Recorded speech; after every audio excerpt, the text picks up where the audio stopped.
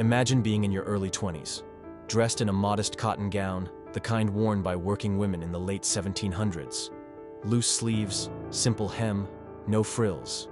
You stand in a hallway of polished wood floors, surrounded by the most powerful people in the country. And yet you're not one of them. Your name is Ona Judge Staines. You're a black woman, and you belong, not to a family, but to a household. The household of George Washington, the very first president of the United States. You were born around 1773, raised within the shadows of Mount Vernon. Not in the big house, but in the quarters set apart for those who worked it. For years, you served quietly, almost invisibly, your life charted by the choices of others. When George Washington took office and moved north to Philadelphia, you went with him. The capital may have changed, but your place in it had not. Pennsylvania was moving toward freedom, slowly, carefully, but there was a loophole. Those who brought their staff with them, like Washington, could rotate them in and out every 6 months, evading the law, preserving the system. But here's where the story turns. One evening in May 1796, Ona Judge made a decision few dared to even imagine. With no money, no papers, and no assurance of what lay ahead, she vanished.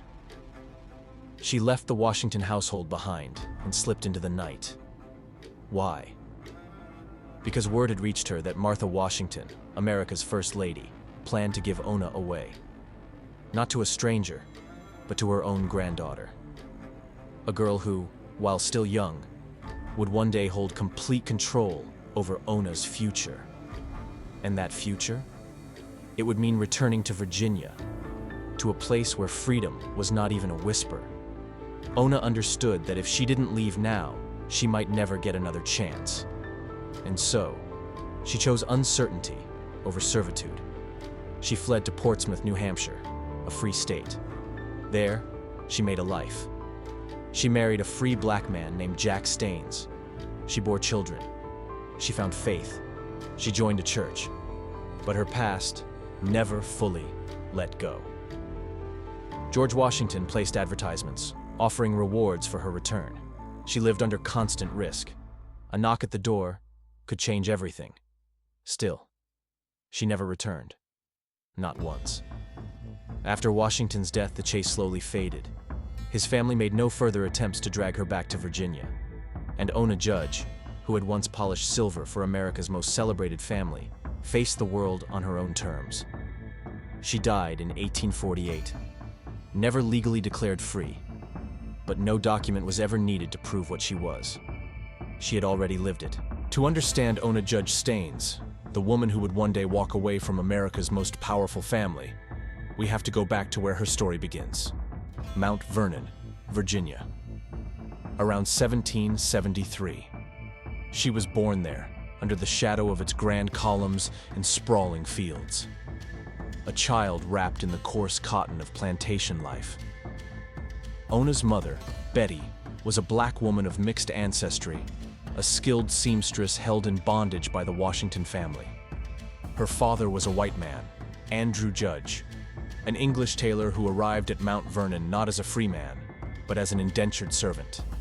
Though Andrew would one day finish his term and leave, Ona remained, because of one cruel legal truth. Partus sequitur ventrum, a Latin phrase meaning, that which is born follows the womb. It meant that no matter the father's status, a child inherited the status of the mother. In Ona's case, that meant servitude from birth. She grew up with siblings, though not all from the same father. Austin, her half-brother, was older, born before 1757. Tom Davis and Betty Davis, also her half-siblings, were fathered by another white laborer, a weaver named Thomas Davis. And then there was Delphi, born just a few years after Ona in 1779, who would eventually carve out her own path to freedom. Their mother, Betty, had been part of a dowry. When Martha Dandridge married her first husband, Daniel Parke Custis, she brought with her not only wealth, but people. Betty was one of them, one of at least 285 individuals of African descent tied to the Custis estate. When Daniel Custis died suddenly in 1757, he left no will. And with that, his widow inherited a dower share, a third of his estate's holdings. That included Betty. It also included Betty's children. This strange legal arrangement meant Martha Washington didn't truly own them, at least not in the way she might have wished. She couldn't sell them, couldn't free them, but she could control them. She could decide where they lived, who they worked for, and how their lives would unfold. And when she remarried, when she became the wife of George Washington, she brought many of them, including Betty and, later, Ona, into her new household. And so, Ona Judge's early life unfolded inside a house where freedom was spoken of in speeches, but never offered in practice. Her skin was light. Her father was white. But none of that would matter under the laws of the time. Her path, like her mother's, had already been decided for her. But even then, something in her must have stirred. A seed, perhaps, of what would later become resistance. And that seed, it would grow. In 1759, when Martha Dandridge Custis became Martha Washington, she did not walk alone into her new marriage. She brought with her not just land and wealth, but people, among them, Betty, a skilled black seamstress, and Betty's infant son, Austin. The journey from the Custis estate to George Washington's Mount Vernon marked a new chapter. But for those like Betty and Austin, it wasn't a beginning. It was a transfer. At the core of it all was a law passed in Virginia back in 1662, Partus Sequitur Ventrum. It decreed that a child would inherit the status of the mother. Betty was not free. So, neither were her children. And even as George Washington rose to command armies and govern a fledgling nation, the quiet truth remained. These lives were controlled not by law, but by legacy. Betty's partner for a time was Andrew Judge, a white English tailor working under contract at Mount Vernon.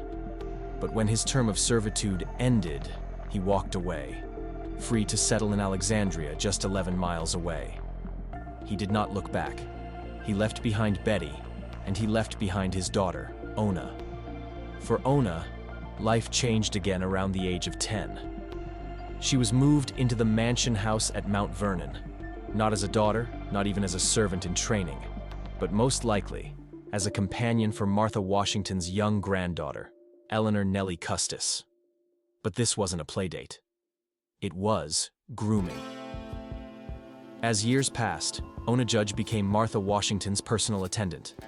Her role was intimate, demanding. She helped dress Martha, prepared her belongings, accompanied her on travels. Always nearby, always quiet.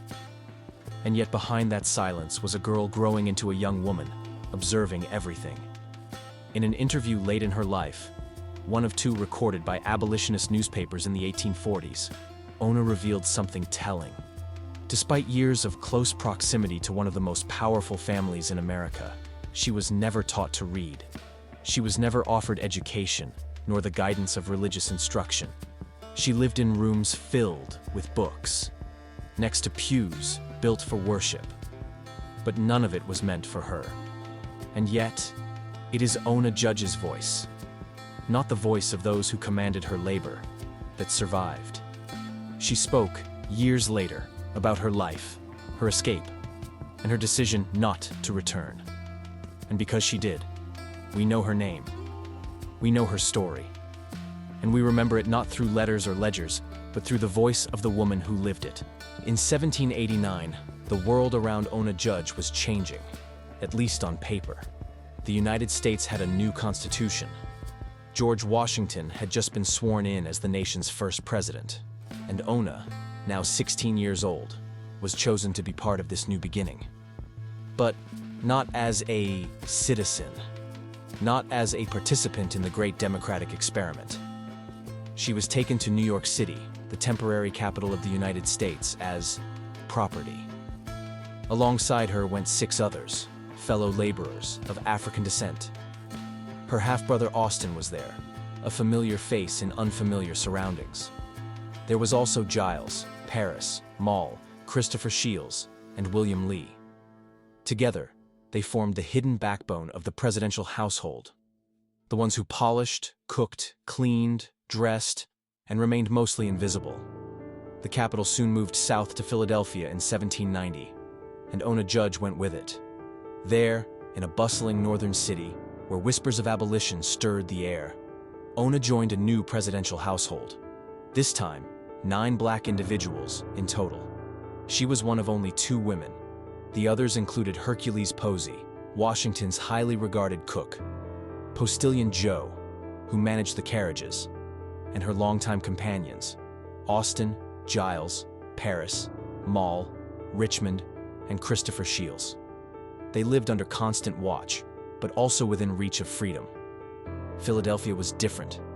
It was a city of free black communities, of Quaker abolitionists, of laws that, while imperfect, offered a flicker of hope. Yet even here, George Washington found ways to maintain control. A Pennsylvania law aimed at gradual emancipation could have offered Ona a path to liberty, but there was a loophole. As long as Washington rotated his staff back to Virginia every 6 months, they were never technically considered permanent residents, never eligible for freedom. A legal trick that kept the law at bay and kept Ona Judge in place. She was a young black woman in a stately dress, often walking behind Martha Washington, often holding silence like a second skin. But as she moved through the streets of Philadelphia, Ona saw another world. One where women of color walked unaccompanied, where children played without chains of legacy, where men of her skin could speak without fear.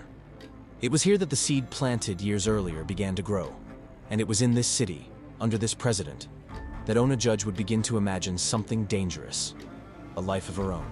By the time Ona Judge arrived in Philadelphia, the landscape around her was shifting, quietly but powerfully. In 1780, Pennsylvania had taken a bold step. It passed the Gradual Abolition Act, becoming the first state to formally begin the process of ending bondage. But this wasn't immediate freedom. It was freedom designed to move slowly across generations. No one was freed overnight. It would take decades and not truly end until the last living person held under its terms passed away. Still, for Ona, the ground beneath her feet was different now. Under this law, no new people could be brought into Pennsylvania in bondage. Slaveholders were required to register those they already held, and failure to do so meant forfeiture. Freedom. But even for those registered, liberty remained a distant promise. They would remain in servitude for life unless the law was broken or time was on their side. For the children of enslaved mothers, a new category was born: indentured servitude. They would be required to serve their mother's master until the age of 28. Only then would they be declared free. And there was a loophole, one that President George Washington knew well. Out-of-state slaveholders were allowed to bring their laborers into Pennsylvania for up to 6 months. But if those individuals remained in the state past that threshold, the law gave them the power to claim their freedom. To circumvent that, Washington created a quiet system of rotation. Every 6 months, Ona and others were sent back to Virginia, or at least across state lines, before being brought back again. Each time, resetting the legal clock. Each time ensuring they never qualified for emancipation. Pennsylvania tried to close this loophole with an amendment in 1788, forbidding exactly this kind of manipulation. They even made it illegal to transport pregnant women out of state to ensure their children would be born into servitude. But George Washington, father of the nation, continued his rotations. He viewed his staff not as people seeking liberation, but as property to be retained. So while Congress debated liberty and equality just blocks away, Ona Judge moved quietly through the president's house, watched, counted, rotated. And yet, through these contradictions, she began to see the law not just as something that restricted her, but as something that could be used, something that had cracks. And if she timed it right, she could slip through. When the nation's capital moved from New York to Philadelphia, it brought with it more than marble columns and political theater. It brought questions, deep, uneasy questions, about liberty, law, and who they truly applied to. Pennsylvania, with its gradual abolition act, had begun chipping away at bondage. Yet inside the president's house on Market Street, a different kind of calculation was unfolding. The law clearly exempted slaveholding members of Congress. But what about the others? The judges of the Supreme Court, cabinet officials, the President of the United States. George Washington claimed that he was a Virginian first, that his presence in Philadelphia was merely temporary, a requirement of duty, not a change of residency. And so, he believed, Pennsylvania law did not touch him. But the law was not so easily bent. Attorney General Edmund Randolph, one of Washington's closest advisors, took a different route. He allowed his own laborers to remain in Philadelphia past the 6-month mark, quietly enabling them to qualify for freedom. This was no moral gesture. Randolph was protecting his assets from Virginia creditors. But in doing so, he inadvertently exposed a loophole, one that might just open a door for others. Randolph warned Washington, if any one of his workers gained legal residency in Pennsylvania, they could claim their liberty. That warning changed everything. Washington responded not with manumission, but with method. He began rotating Ona Judge and others out of the state, often without notice, always before the 6-month deadline. This rotation violated the spirit and the letter of the 1788 amendment to Pennsylvania's abolition law. But who would challenge him? He was not just any citizen. He was the president, the enforcer of law. And yet here he was, maneuvering around it. He even managed his own movements, ensuring he never spent 6 consecutive months in Philadelphia, avoiding residency, just as he ensured none of his staff could claim it either. And so, Ona Judge remained in the president's house, not as a servant of the people, but as a woman caught in a silent war of legality and control. She walked the halls of a government born of revolution, while the promise of freedom stood just beyond the reach of her outstretched hand. But she was watching, listening, and waiting for the moment when the door, just slightly ajar, might open wide enough to step through. Philadelphia was different. The streets bustled with commerce and politics, but beneath the surface was something more, a growing heartbeat of resistance. The city was home to a large population of free black men and women, and it wasn't just freedom they claimed. It was purpose. Churches, schools, and abolitionist societies stood as quiet beacons in a land still tethered to bondage. It was in this atmosphere that Ona Judge began to see what life beyond servitude could look like. In the marketplace, on the streets, in whispered conversations behind closed doors, she encountered others. People who looked like her, but walked with something she did not yet have: autonomy. She listened. She learned. She began to understand the laws that surrounded her.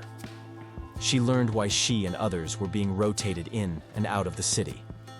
She understood the significance of the 6-month rule and how it had become both shield and trap.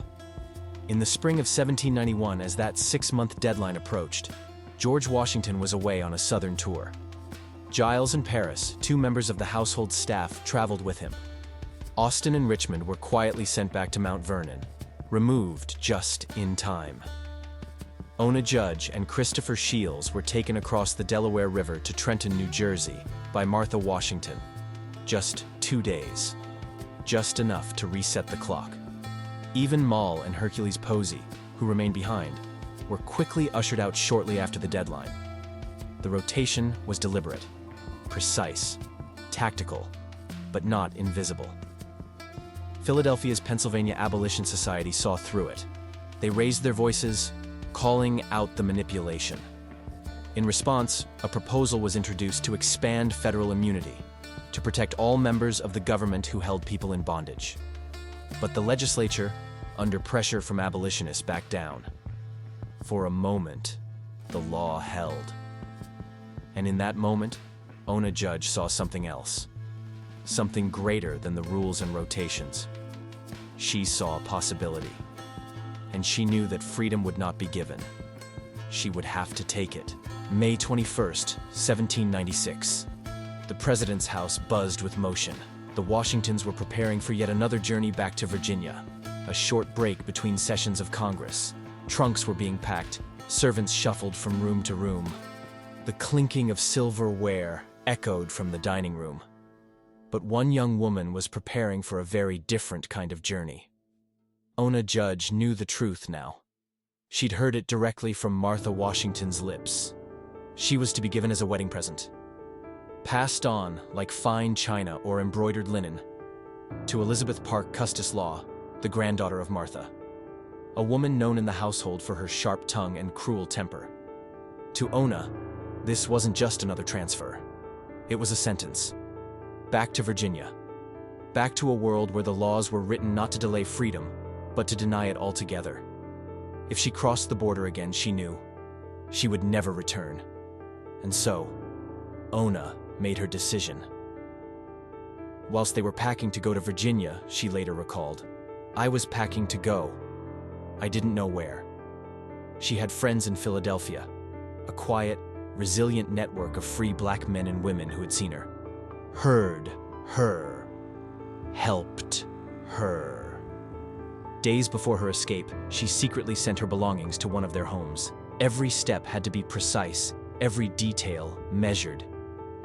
She waited for the right moment, when the house was distracted, when eyes were turned elsewhere. It came at dinner time. As the Washingtons sat down for their evening meal, Ona slipped through the door and walked into the night. Not with fanfare, not with haste, just quiet determination. She didn't know what lay ahead, but she knew one thing. She would never belong to anyone again. 3 days. That's how long it took for her absence to turn into a public hunt. On May 24th, 1796, a notice appeared in the Philadelphia Gazette. Plain, calculated, and chilling. It read, absconded from the household of the President of the United States, Ona Judge. A light mulatto girl, much freckled, with very black eyes and bushy hair. She is of middle stature, slender, and delicately formed, about 20 years of age. The description was precise, too precise. It spoke of her appearance, her clothes, her walk. But it said nothing of her mind, nothing of her courage. The notice was clear. She had not been provoked.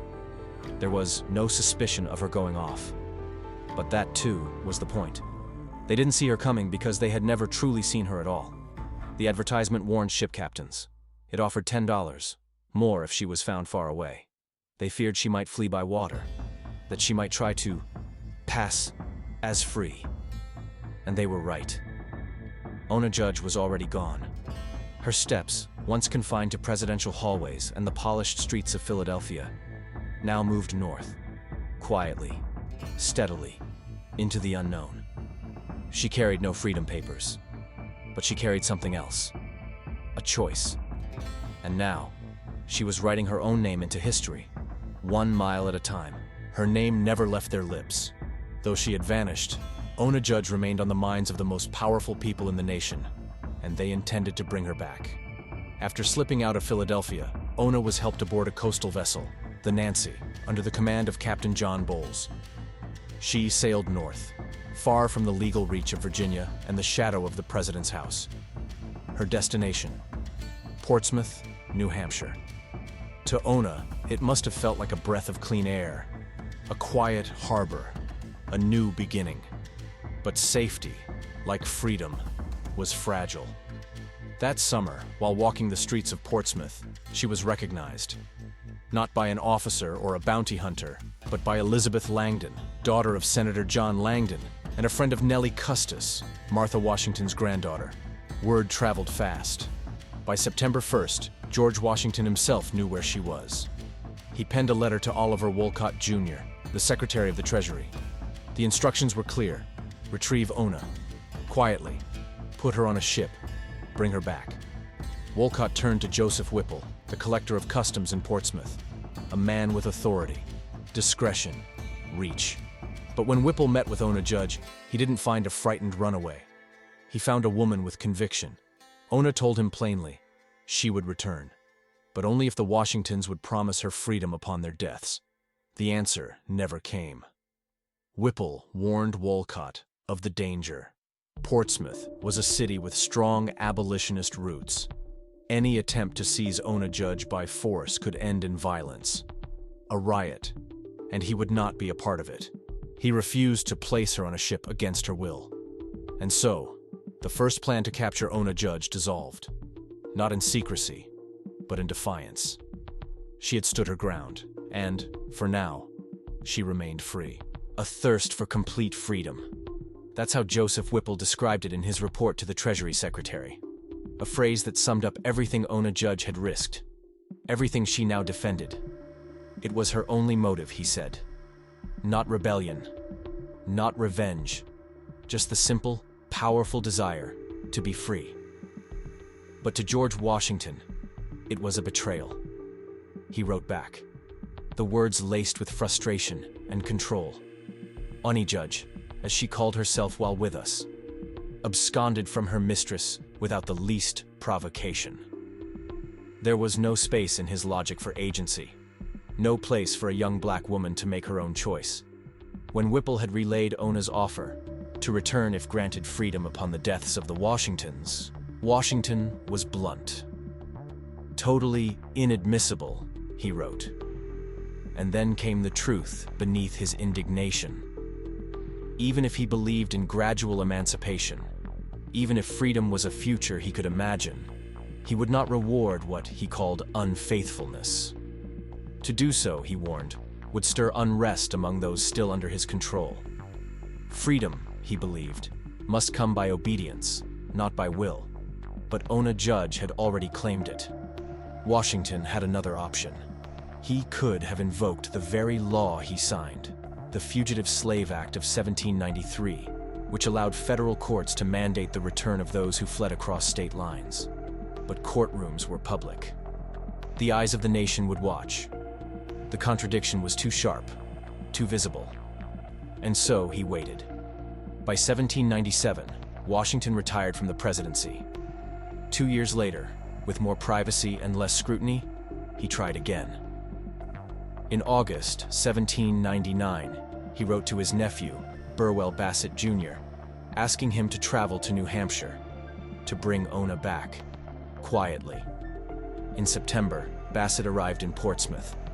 He found her, spoke to her, offered promises. But Ona Judge said no. Again.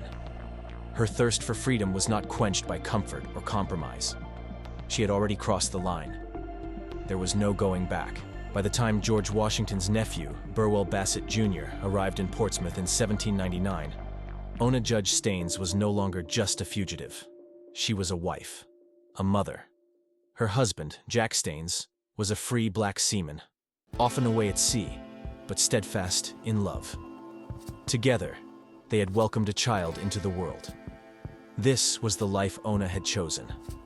A quiet existence in the North, lived outside the bounds of presidential orders. When Bassett approached her, she stood her ground again. She refused. No promise, no persuasion. Not even the threat of force could undo what she had already risked everything to claim. But the danger wasn't over. That night, Bassett sat down to dinner in the home of Senator John Langdon, the same man whose daughter had recognized Ona years before. Confident and casual, Bassett revealed his true plan: to take Ona by force. But he had miscalculated. Langdon did not look the other way. That night, quietly, he warned her, told her to disappear, to leave her home, to vanish again. And she did. By morning, Ona Judge was gone. Bassett returned to Virginia empty-handed. She would never again be caught. Years later, her younger sister Delphi was given, just as Ona had once been, to Eliza Custis Law, the same granddaughter Martha Washington had once intended for Ona. But history had shifted. Delphi's husband, William Costin, was a free man in Washington City. In 1807, Eliza and her husband granted Delphi and her children their freedom. A victory, a beginning. But Ona Judge's liberation had never been granted. It had been taken. In the quiet town of Greenland, New Hampshire, Ona Judge found something she had never known under the Washington's roof, a beginning of her own. She married a free black sailor named Jack Staines. Their wedding, recorded in town records in January 1797, was even announced in the local paper. It was a statement to the world. She was no longer hidden, no longer claimed. She was free. Together, Ona and Jack had 3 children: Eliza, born in 1798, Will, in 1801, and Nancy, in 1802. Their family was modest, but it was theirs. In freedom, Ona learned to read. She embraced Christianity. For a few short years, there was peace. But peace, like freedom, is fragile. In 1803, Jack Staines died. Ona was left a widow, her children still small. She could not support them alone. She moved in with the family of John Jacks Jr., a local black family. And while they gave her shelter, the economic reality was harsh. Her daughters, Eliza and Nancy, were made wards of the town, hired out as indentured servants. Her son Will was sent to sea as an apprentice. He never returned. The years rolled on. Eliza and Nancy died young, both long before Ona herself. Will's fate remains unknown, and still, she endured. After the death of her host, John Jacks Sr., Rockingham County stepped in, not with a pension, but with firewood, supplies, the basics, offered to a woman too old to work. A quiet gesture for someone who had once been hunted by a president. But even in those final years, Ona Judge Staines held on to the one thing she had claimed for herself: freedom.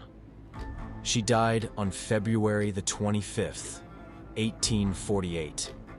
No chains, no title, no master. Just Ona.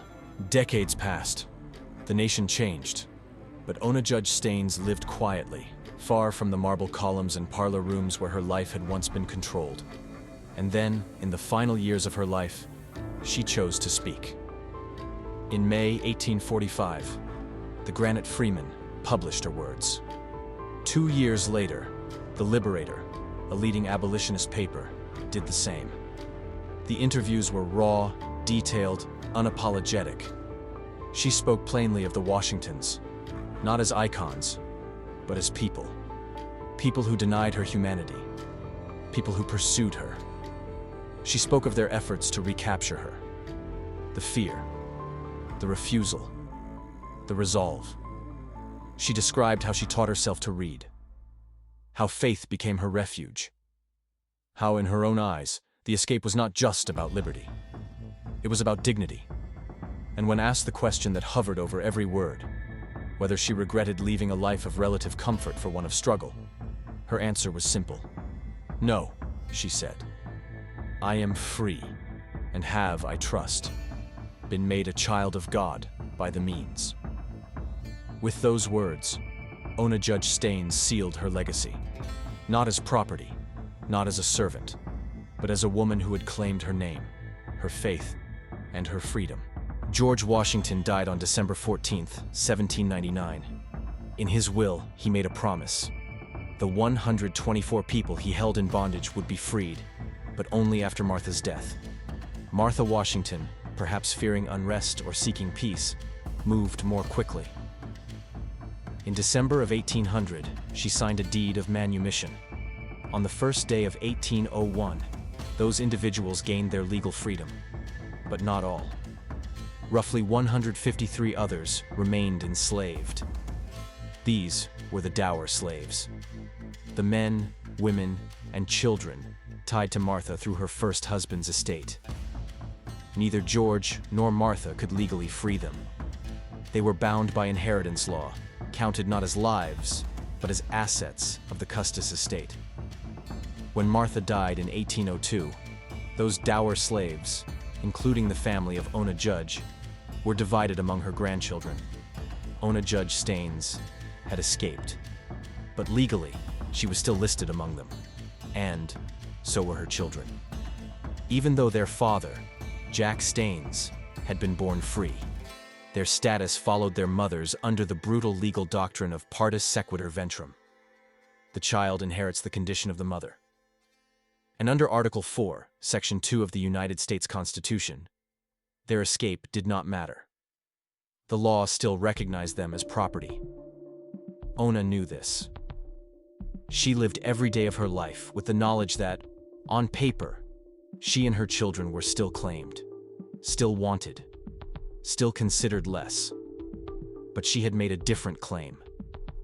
Through faith, through defiance, through the simple, fearless act of leaving, Ona Judge Staines claimed her humanity. No legal statute could erase that. And though she died without papers declaring her freedom, her life remains one of the most powerful declarations ever made on this soil. I am free. The law still hunted people like her. The Fugitive Slave Act of 1793, passed by Congress and signed into law by George Washington himself, was designed to chase freedom down. It made it a federal crime to aid an escapee. It deputized the nation. And it followed people like Ona Judge into every corner of the United States. Slave catchers could go anywhere, any state, any territory, even New Hampshire. And though George Washington was dead, and though his family had largely let her go, the law had not. Legally, Ona Judge Staines remained a fugitive until the day she died. So did her children. Her daughters, Eliza and Nancy, died more than a decade before her. Her son Will disappeared from the record, his fate unknown. She lived out her final years quietly in Greenland, New Hampshire, helped by neighbors, relying on the support of those who believed in what she had claimed long ago. And on February 25th, 1848, Ona Judge Staines died. No court had ever declared her free. No law had ever released her. But her life did. Because Ona Judge didn't need permission to be free. She chose it. For most of her life, Ona Judge Staines lived in the margins of American memory. Seen, but unacknowledged. Hunted, but never honored. That changed. On February 25th, 2008, exactly 160 years after her death, Philadelphia gathered at the site of the old president's house. There, where Ona once served in silence, the city spoke her name aloud. It was the first Ona Judge Day. Historians, activists, and local leaders stood together. Mayor Michael A. Nutter issued a proclamation. The city council offered a memorial citation. They remembered her not as property, but as a person who chose freedom. 2 years later, on May 21st, 2010, the 214th anniversary of her escape, Philadelphia celebrated Ona Judge Freedom Day. That same year, 2010, a powerful exhibit opened. The President's House Commemoration, Freedom and Slavery in the Making of a New Nation. Just steps from where she once labored, a video told her story. Panels honored the 9 Black individuals held in that household. It was a space carved out of stone and memory to say what history once tried to bury. And the remembering did not end there. On June 19, 2021, Juneteenth, a historical marker was unveiled in Fairfax County, Virginia, near Mount Vernon. Just miles from where Ona was born, her name was etched into public record. Not as property, as legacy.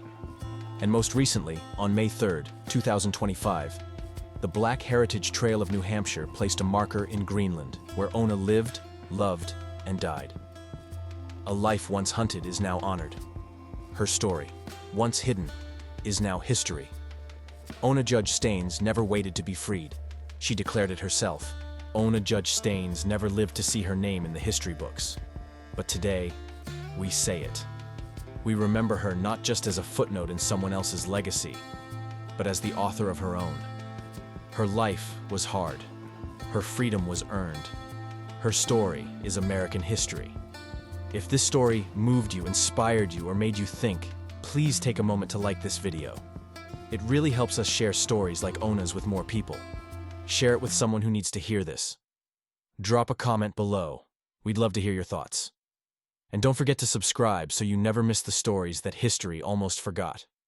And if you're ready to go deeper, watch our next video right here on the channel. It's one you won't want to miss. Thank you so much for watching. We appreciate every like. We appreciate you.